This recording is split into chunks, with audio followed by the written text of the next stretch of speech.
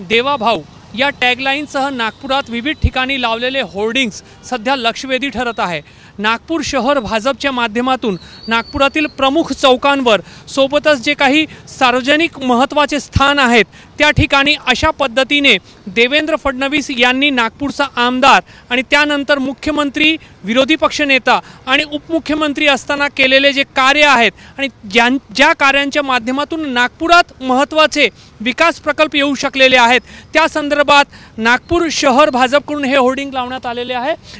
मग ते नागपूरमध्ये झालेलं मेट्रो असेल किंवा नागपूरमध्ये आरोग्य सोयीच्या अनुषंगाने आलेला एम्सचं रुग्णालय असेल किंवा नागपुरात विविध शैक्षणिक संस्था ज्याच्यामध्ये IIM आहे किंवा IIT आहेत किंवा नॅशनल लॉ युनिव्हर्सिटी आहे, अशा सर्व कामांचा उल्लेख मग केंद्र सरकारच्या योजनेच्या माध्यमातून नागपूरकरांना झालेले जे विविध लाभ आहेत त्यांचा उल्लेख करत हे होर्डिंग्स जे आहेत ते शहरात विविध ठिकाणी लावण्यात आलेले आहे। आणि हे होर्डिंग्स जे आहेत ते सध्या देवा भाऊ या टॅगलाईनसह लक्षवेधी ठरत आहेत। नागपूरमध्ये देवेंद्र फडणवीस यांना त्यांचे जे मतदार आहेत, त्यांचे जे कार्यकर्ते आहेत किंवा बहुतांशी नागपूरकर जे आहेत ते देवा भाऊ या नावाने ओळखतात।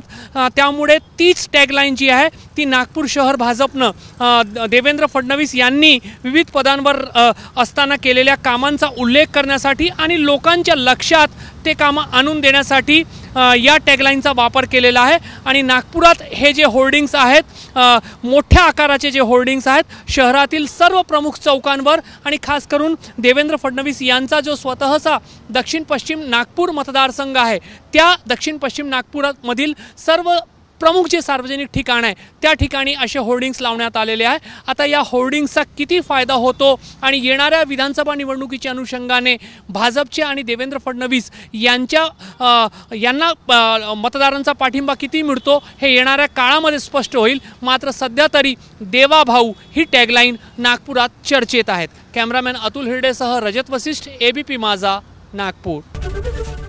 ABP माझा, उघडा डोळे बघा नीट।